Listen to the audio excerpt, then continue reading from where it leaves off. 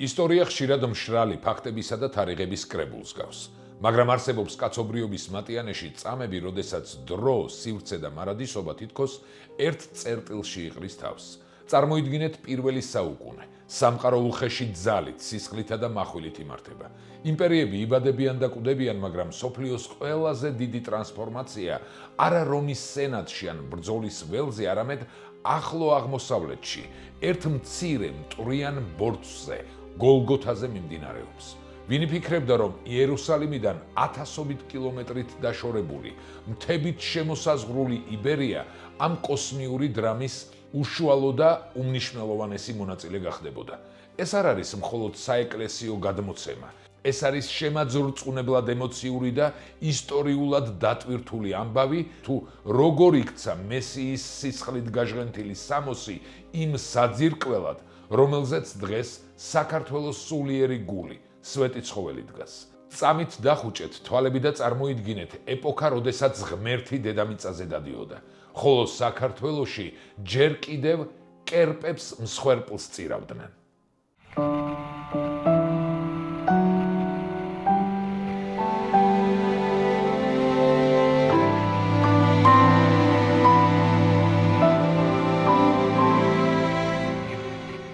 პირველი საუკუნის დასაწყისი პლანეტაზე პაქს რომანას, რომაული მშვიდობის ეპოქაა. იმპერატორ ტიბერიუსის აჩრდილი მთელ დასავლეთ სამყაროსა და ახლო აღმოსავლეთს ფარავს. ლეგიონები მკაცრად აკონტროლებენ დაპყრობილ ტერიტორიებს, ვაჭრობა ყვავის, ხმელთაშუა ზღვა კი რომის შიდა ტბადაა ქცეული.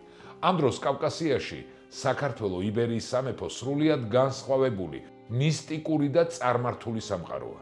ამ პერიოდში ქართლს მეფე ადერკი მართავს. მისი მეფობის ხანა გამოირჩევა როგორც პოლიტიკური სიძლიერით, ისე რელიგიური პოლითეიზმით. მცხეთა იბერიის დედაქალაქი უმნიშვნელოვანეს პოლიტიკურ და სავაჭრო ცენტრს წარმოადგენს. იგი აბრეშუმის დიდი გზის ერთ-ერთ მდიდარ არტერიაზე მდებარეობს, სადაც აღმოსავლეთი და დასავლეთი ერთმანეთს ხვდება. ქალაქი მდიდარი და კოსმოპოლიტურია. მტკვრისა და არაგვის შესართავთან აღმართულია დიდებული სასახლეები და აბანოები. თუმცა სულიერი თვალსაზრისით მცხეთა წყვდიადითაა მოცული. მცხეთის თავზე ბორცვებზე მკაცრად დახურებენ ქალაქს უზარმაზარი წარმართული ღვთაებები, სპილენძის აბჯარში გამოწყობილი არმაზი, რომელსაც ოქროს მუზარადი ადგას და ზურმუხტის თვლები უელავს, ზადენი, გაცი და გაიმი. მოსახლეობა შიშითა და მოწიწებით უძღვნის მათ მსხვერპლს, მათ შორის ზოგჯერ ადამიანებსაც და მათგან ელის მოსავალს, გამარჯვებასა და ფარველობას. ამ წარმართულ კერპთაყვანის მცემლურ ოკეანეში არსებობს სრულიად განსხვავებული რწმენის, მონოთეიზმის უძველესი კუნძული. მცხეთაში ჯერ კიდევ ძველი წელთაღრიცხვის მე-6 საუკუნიდან, მას შემდეგ რაც ბაბილონის მეფე ნაბუქოდონოსორმან იერუსალიმი აიღო და ტაძარი დაანგრია, დამკვიდრებულია მრავალრიცხოვანი ებრაული თემი. ქართველი ებრაელები, ეგრეთ წოდებული ურიანი, ცხოვრობდნენ მცხეთის გარეუბნებში, ზანავსა და სხვა უბნებში. მათ ჰქონდათ თავიანთი სინაგოგები და მკაცრად იცავდნენ მოსეს რჯულს. მიუხედავად იმისა, რომ ისინი საუკუნეების განმავლობაში იბერიაში ცხოვრობდნენ, ისტორიულად დასტურდება მათი უწყვეტი და მჭიდრო კავშირი იერუსალიმთან. მცხეთელი ებრაელები რეგულარულად იღებდნენ ცნობებს წმინდა მიწიდან, აგზავნიდნენ ტაძრის შესაწირს, ეგრეთ წოდებულ დიდ რაქმას და უმთავრეს სადღესასწაულო დღეებში, პასექსა და კარვობის დღესასწაულზე პილიგრიმებად მიემართებოდნენ მამაპაპათა მიწაზე. სწორედ ეს ისტორიული სისხლხორცეული კავშირი გახდა იმის მიზეზი, რომ მცხეთა პირდაპირ ჩაება მესიის გასამართლების პროცესში. ქრისტეს შობიდან 33 წელია. იერუსალიმში ვითარება ზღვრამდია დაძაბული და ფეთქებად საშიში. ბოლო 3 წლის განმავლობაში იუდეისა და გალილეის მტვრიან გზებზე გამოჩნდა ახალგაზრდა მქადაგებელი იესო ნაზარეველი. მისი მოღვაწეობა არ გავს არც ერთი მანამდე არსებული წინასწარმეტყველისას. ის კურნავს უკურნებელ სნეულებს, თვალს უხელს ბრმებს და რაც ყველაზე წარმოუდგენელია, მკვდრებს აღადგენს. ლაზარეს მკვდრეთით აღდგომამ იერუსალიმში შოკური ეფექტი მოახდინა. იესო საუბრობს ახალ სამეფოზე, რომელიც ამ სოფლისაგან არ არის. მისი სწავლება უარყოფს გარეგნულ ფორმალურ რელიგიურობას. ის ქადაგებს სიყვარულზე, მტრის მიტევებასა და შინაგან სიწმინდეზე. ეს ძირფესვიანად ანგრევს საუკუნეების განმავლობაში ჩამოყალიბებულ რელიგიურ დოგმებსა და ფარისეველთა ძალაუფლებას. რომაელი პრეფექტის პონტიუს პილატეს რკინის მარწუხებში მოქცეული ქალაქი დუხს. სინედრიონი ებრაელთა უმაღლესი რელიგიური სასამართლო, რომელსაც კაიაფა და ანა ხელმძღვანელობენ, ხვდება, რომ იესოს გავლენა ხალხზე საშიშ მასშტაბებს იღებს. ბზობის დღესასწაულზე იესოს მეფესავით დახვდნენ, რაც პირდაპირი გამოწვევა იყო როგორც რომისთვის, ისე ტაძრის მსახურთათვის. სინედრიონი გადაწყვეტს, უმჯობესია ერთი კაცი მოკვდეს ერისთვის, ვიდრე მთელი ერი დაიღუპოს.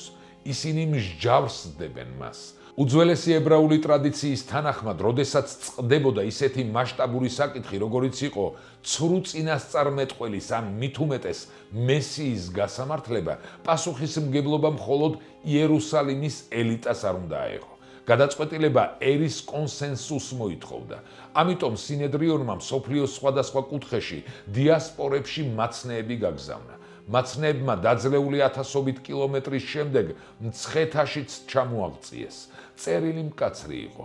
მცხეთელ ებრაელებს სასწრაფოდ უნდა გაეგზავნათ თავიანთი საუკეთესო წარმომადგენლები იერუსალიმში, რათა მონაწილეობა მიეღოთ ცრუ მესიის იესო ნაზარეველის გასამართლებაში. მალე პრემიერა კარტუზე. ისტორია, რომელიც გგონია რომ იცი, მაგრამ არასდროს გინახავს ასე. მეფე, რომელსაც პატარა კახს ეძახდა, მაგრამ მხრებით უდიდეს ტვირთს ატარებდა. 6 სერია, 6 ნაბიჯი უფსკრულისა და უკვდავების პირას. ბრძოლა გადარჩენისთვის, დიპლომატიური ხაფანგები და ღალატი საკუთარ კარზე. როგორი იყო სინამდვილეში ერეკლე მეორე. ნახეთ, პირველად საქართველოში ხელოვნური ინტელექტით გაცოცხლებული ეპოქა ხატრულ დოკუმენტურ სერიალში მეფე ერეკლე. გამოიწერე კარდუსი თუბარხი და დაელოდე. მცხეთიდან იერუსალიმში გამოსამგზავრებლად შეირჩნენ ყველაზე პატივცემული, მდიდარი და რჯულზე განსწავლული ადამიანები. ელიოზ მცხეთელი, რომელიც წარმოშობით თავად მღვდელმსახურთა ტომიდან იყო და ლონგინოს კარსნელი, კარსანი, ისტორიული უბანი მცხეთის მახლობლად.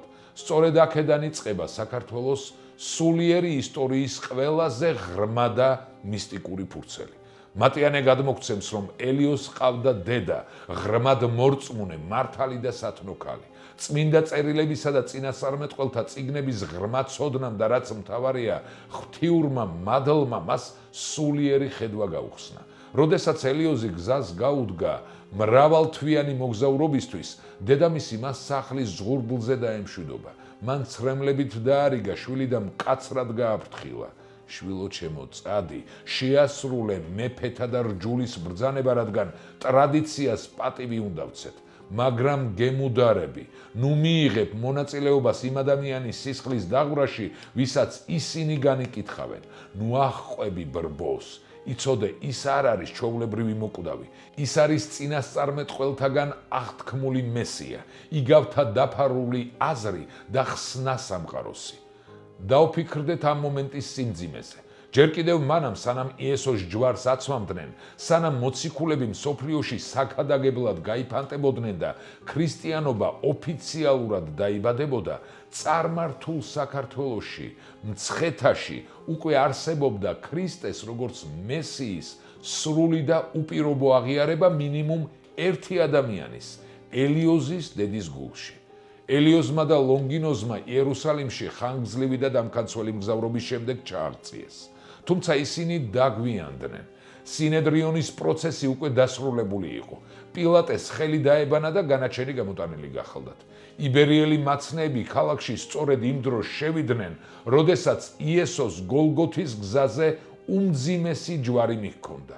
ისინი აღმოჩნდნენ აბობოქრებული, სისხლს მოწყურებული ბრბოს შუაგულში და გახდნენ მსოფლიო ისტორიის ყველაზე ტრაგიკული სანახაობის უშუალო თვითმხილველნი.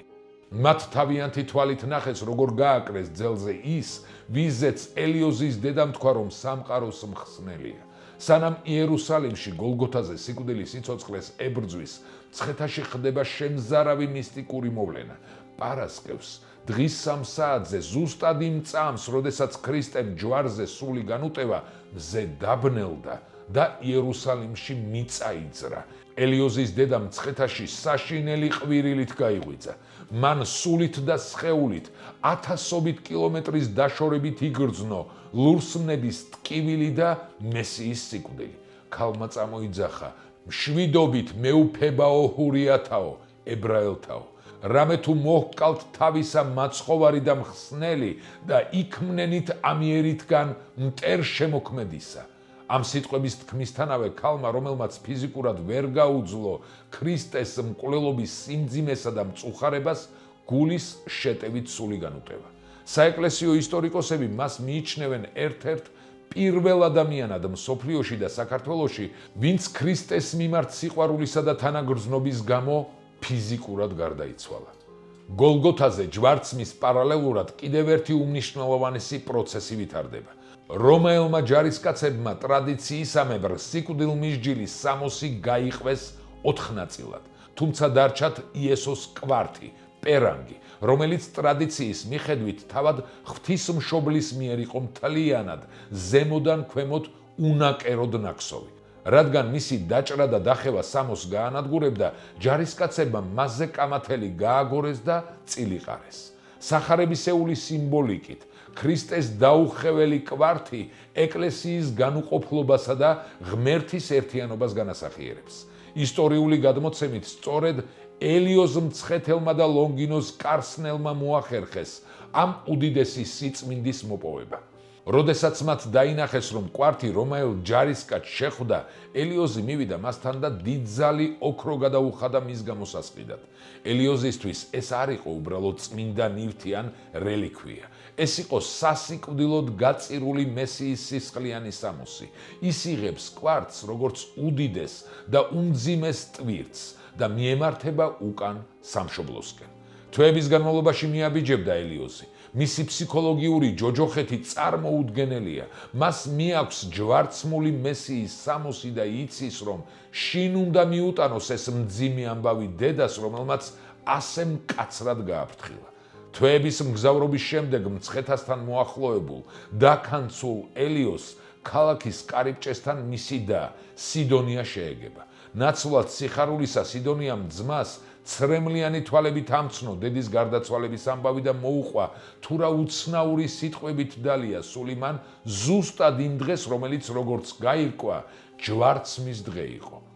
ელიოზმა დასყოველივე უამბო გოლგოთას საშინელებაზე და ფრთხილად ამოიღო ქრისტეს სხეულშეხებული სისხლით ნაპყურები კვართი.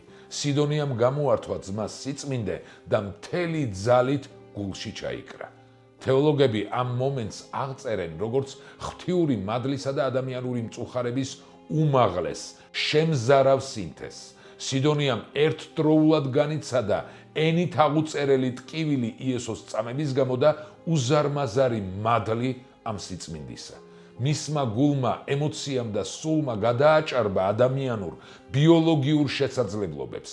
სიდონია იქვე, კვართით მკერდზე მიხუტებული უსულოდ დაეცა. იგი გარდაიცვალა არა ავადმყოფობით, არამედ ღმერთთან შეხვედრის ზედმეტი სისავსით. ამ ამბავმა შეძრა მთელი მცხეთა. ხალხი შეიკრიბა ამ ტრაგიკული შემთხვევის სანახავად. ინფორმაცია მივიდა მეფე ადერკამდეც. ყველაზე მისტიკური დეტალი, რაც მატიანემ შემოგვინახა, არის ის, რომ ვერც ელიოზმა, ვერც ახლობლებმა და ვერც მეფის უძლიერესმა მეომრებმა ვერ შეძლეს გარდაცვლილი სიდონიას გაშეშებული თითებიდან კვართის ამოღება. სიწმინდე თითქოს მის სხეულთან იყო შეზრდილი. მეფე ადერკის გადაწყვეტილებით, რათა მიცვალებული არ დაეზიანებინათ, სიდონია დაასაფლავეს კვართთან ერთად მეფის საყვარელ ბაღში, მცხეთის ცენტრში. გავიდა დრო. სიდონიას საფლავზე ამოიზარდა ულამაზესი, მარადმწვანე და სურნელოვანი კედარი. მალე ხალხმა შეამჩნია, რომ ხისგან გამოჟონილი სითხე მირონი იყო და მისი ტოტები ავადმყოფებს კურნავდა. კედარი იქცა ადგილობრივთა თაყვანისცემის ობიექტად. მიუხედავად იმისა, რომ დროთა განმავლობაში წარმართულ იბერიაში დაავიწყდათ მისი ნამდვილი, იდუმალი მიზეზი, ხეს მაინც დიდ პატივს სცემდნენ. სწორედ ეს კედარი 3 საუკუნის შემდეგ მე-4 საუკუნეში წმინდა ნინოს ლოცვით გახდება სვეტი ცხოველი. როდესაც მეფე მირიანი გაქრისტიანდა და პირველი ტაძრის მშენებლობა დაიწყო, ეს ხე მოჭრეს სვეტად. თუმცა სვეტი ჰაერში დაეკიდა და ადამიანური ძალით მისი დაძვრა შეუძლებელი გახდა. მხოლოდ წმინდა ნინოს და მისი მოწაფეების მთელი ღამის ლოცვის შემდეგ ნათლით მოსილი სვეტი ციდან დაეშვა სიდონიას საფლავზე. ასე აიგო და ეწოდა ამ ადგილს სვეტი ცხოველი. სიცოცხლის მომნიჭებელი სვეტი, სადაც დღესაც განისვენებს უფლის კვართი. რატომ არის ეს ამბავი უდიდესი მსოფლიო მნიშვნელობის? ელიოზის და სიდონია და დედა წარმოადგენენ ქრისტიანული რწმენის ერთ-ერთ პირველ ნაპერწკლებს მსოფლიოში. მათ ჯვარცმის პროცესშივე ირწმუნეს მესია. მაშინ, როცა თავად მოციქულებიც კი დაბნეულები და შეშინებულნი იყვნენ გაფანტულნი. მცხეთამ შემოინახა ქრისტეს დაუნაწევრებელი კვართი. ეს სიმბოლურად განასახიერებს, რომ საქართველო ეკლესიის მთლიანობისა და შეურყვნელობის მისტიკური მცველი გახდა. ქრისტეს მიწიერი ცხოვრება და ტრაგედია არ ყოფილა საქართველოსთვის უბრალოდ სხვისი მონათხრობიან შორეული ისტორია. ის ელიოზისა და ლონგინოზის თვალებით, ელიოზის დედის წინასწარმეტყველებით და სიდონიას მსხვერპლშეწირული სიყვარულით პირდაპირ სისხლხორცეულად დაუკავშირდა ქართველთა წინაპრებს. ეს ისტორია არ არის მხოლოდ წარსულის ფურცელი. ეს არის ქართული იდენტობის მამოძრავებელი ძალა. ყოველ ჯერზე, როცა სვეტიცხოვლის დიდებულ ტაძარში შევდივართ, ჩვენ ვდგავართ ზუსტად იმ მიწაზე, სადაც პირველი საუკუნის ტრაგედიამ, დაძმის უმძიმესმა ტვირთმა და ღვთისადმი უსაზღვრო სიყვარულმა იპოვა სამუდამო განსასვენებელი. საქართველო თავისი ღრმა არსითა და ისტორიული დანიშნულებით ქრისტეს მიწაა და ეს არ არის მხოლოდ მეტაფორა ან გადაჭარბებული ეროვნული სიამაყე. სანამ მსოფლიოს დიდი იმპერიები ჯერ კიდევ კერპთაყვანისმცემლობის წყვდიადში იდგნენ, ამ პატარა მთებით შემოსაზღვრულმა ქვეყანამ თავის წიაღში მიიღო და სამუდამოდ შემოინახა მაცხოვრის მიწიერი ცხოვრების უდიდესი სიწმინდე, მისი უნაკერო კვართი. ყოველ ჯერზე, როცა სვეტიცხოვლის დიდებულ, ცისკენ აზიდულ ტაძარში ვდგამთ ფეხს, ჩვენ შევდივართ არა უბრალოდ არქიტექტურულ ძეგლში, არამედ ვდგავართ ზუსტად იმ ცოცხალ, მფეთქავ მიწაზე, სადაც პირველი საუკუნის მსოფლიო ტრაგედიამ ჩვენი წინაპრების ცხოვრება სამუდამოდ შეცვალა. ვდგავართ იქ, სადაც ელიოზისა და ლონგინოზის უმძიმესმა ფსიქოლოგიურმა ტვირთმა, დედის წინასწარმეტყველურმა ცრემლებმა და სიდონიას ღვთისადმი განწირულმა, უსაზღვრო სიყვარულმა სამუდამო განსასვენებელი იპოვა. დაგვიწერეთ თქვენი აზრი ამ ამბებთან დაკავშირებით. გამოიწერეთ კარდუს გვერდი, მოიწონეთ ეს ვიდეო და გაუზიარეთ რაც შეიძლება ბევრს, რათა ყველამ გაიგოს ამბები საქართველოზე.